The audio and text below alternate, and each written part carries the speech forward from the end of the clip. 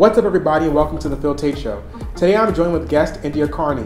That name might sound familiar to you. She was on NBC The Voice. She actually placed top 5. This New York native has so much in store for you. She's joining us here on the Phil Taitt Show. I'm glad that she's sitting down with us just for a few minutes to tell us about her story, what she's been up to, and her future endeavors. Guys, check out Miss Indi Carney.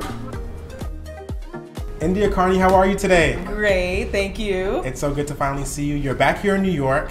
You just finished The Voice. You made top 5. I want to wish you a special congratulations for reaching that far in the competition. I know we were all rooting here for you, a lot of your friends.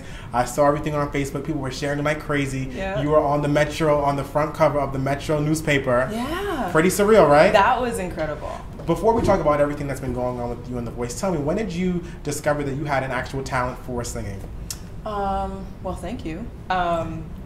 9 years old, I was in a church production, community production of Annie, playing Annie, and there was one specific moment during rehearsal when it just clicked, and then I just made the decision, you know, this seems like something that I want to continue doing. I started in a lot of community choirs.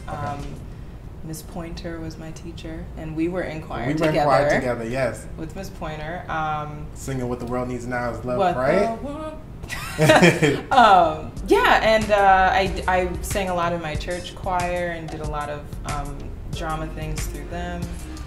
Let's see, elementary school choirs and bands. That's how I started with those Mommy and Me classes when I was about 2 years old. Middle school, I went to what used to be a gifted and talented school, so I enrolled there as a voice major, and then I went to LaGuardia Arts High School, where I also continued studying as a voice major, joining the school musicals and basically anything that was going on. And you know LaGuardia High School, when they put on productions, they don't play, they go the whole 9. We don't play. But you did miss out one that you were a part of. You were part of Vi Higginson's Gospel for Teens. Yes, I was part of Vi Higginson's And you just Gospel recently for Teens. performed with them at the Apollo Theater. I did. They were a big part of my upbringing, actually. They just taught me a lot about stage presence and about owning your name. We actually had an exercise called Say My Name. Say My Name. You know? I don't know if you know this, but I was in Gospel for Teens. Oh, well, look at this. Say my name. What's your name? And Vi Higgins would say, you say your name. And I was always too quiet, and she would keep going until I, you know, figured out how to project. Yeah, I love Gospel for Teens. We just did a performance at the Apollo Theater for the Department of Youth and Community Development campaign called Step It Up. So that was super cool because it was actually my first time at the Apollo, and to have Gospel for Teens, you know, come together and meet the new class of Gospel for Teens and bring them on for Glory, sang Glory by John Legend and Common. That was really an incredible experience, and it's even more incredible to still be involved with Gospel for Teens and know that we're still a big family. How did it feel to go back to speak to the new class at GFT and to talk to them about your experience being on The Voice? It was incredible. I'm lucky to have a lot of support. I obviously would not be here if I didn't have that support, but it really became evident when I started on The Voice, because not only did my friends, you know, they supported you. They supported me all the way, but they got their friends on board, their family members on board, and people that I hadn't even spoken to for years came back on board, and you know, just showed me that they were still there for me if I needed them for anything, and that includes Gospel for Teens. I hadn't met the new class of Gospel for Teens, but I was part of Gospel for Teens at one point, so therefore I'm part of their family, and they really came through. And when I finally met them, you know, they were just as excited to meet me, and I was, you know, very excited to offer any advice I could, whether it be college advice or just overall, what was your experience like on The Voice? So going on The Voice, you were living in LA at the time, studying at UCLA. You're now a graduate of UCLA. Congratulations on that. Thank you. And I have to ask you, when you came out for that first time in the blind auditions, just tell me, what were you feeling during that time? I mean, a lot of emotions were running through my head, but overall I was actually pretty calm. I was singing New York State of Mind. I'm born and raised in New York, and it's a song that I love and something that I'm very comfortable singing.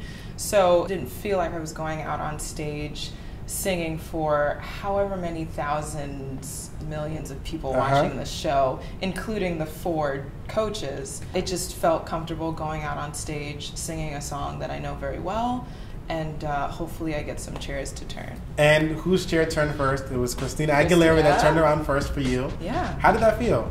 It was incredible. You know, like I said many times during my run on the show, I grew up with her music. So she has had an incredible impact on my life as a person and as a musician and everything. So to see her there, to see her turn for me first within like the first verse of the song, I mean, that was incredibly humbling. To have all 4 of them turn was just the most humbling experience ever, because I respect all of them so much. Christina Aguilera took you on to be a part of her team. Yeah. What was one of the biggest piece of advice that she gave you while working with her? Well, if you tuned into the show, they asked me similar questions a few times, and my answer's still the same. You know, encouraging me to take the risk and don't feel like I have to limit myself for any reason.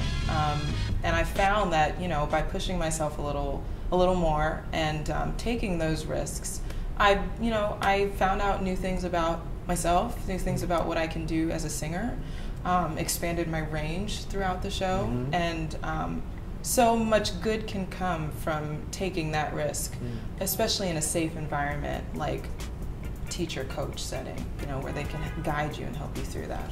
And what would you say were one of the challenges while you were on The Voice that you didn't expect that you would encounter, that you did encounter as the show progressed? Yeah, I'd say nerves. I think with every performance, nerves are good. I have some butterflies, but it's never really like, oh my gosh, I'm so nervous, I don't know if I can do this.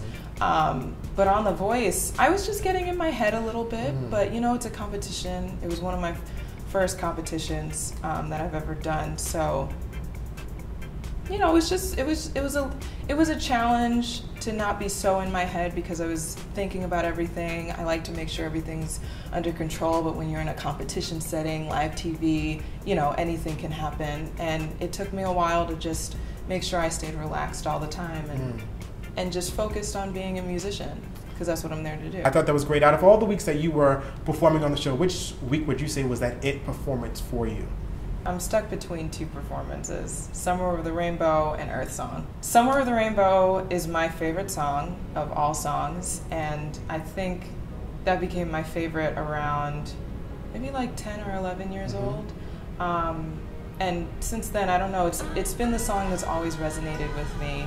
And the more that I sing it, the more I learn about it and its deep message. But that's my favorite song, and Michael Jackson is one of my absolute favorite artists, which is why Earth Song was, you know, tied for #1. I just adore Michael Jackson and his work ethic. I remember watching the documentary, This Is It, and just admiring him for all of the time and precision that he puts into his art, because as musicians, that's something that we strive to do, own our music, and understand it, be able to describe it to other people, work people through it, and just have an overall knowledge of just music, and being able to communicate that with other people. He just kind of mastered all of it. That's why he's the king of the pop. That's why that is why he's the king of pop. And Earth Song it's another. You killed it. It's another one of those songs that just make you think. And I think as an artist, it's important to sing songs with a message. At the beginning of The Voice, did India really believe that she would be able to make it that far before you even got to the blind auditions? Did you believe Indi Carney was going to make top 5 at the end? I believed that I would do whatever I had to do to stay focused and be as successful as I could possibly be. It's a competition, you know, it's a reality competition, so the best I could do is stay true to myself and hope for the best. No, I wasn't really thinking about how far I could make it, because the whole cast from this season was incredible. Anyone from the top 48 could have won this show. And I think that's something that made it so much more worthwhile, just the whole experience, because I'm surrounded by these incredible talents, and to be able to share the stage with them is just such a great learning experience and opportunity. I'm very happy that I made it to the top 5 though, because that was some fierce competition. No, you did an amazing job. Thank you. As I told you over the phone before we talked, when you were voted off the show, unfortunately, as you told me, they made you do a video right as soon as the show was over, filled with emotions, and I know you were very emotional, of course, like anyone else would be.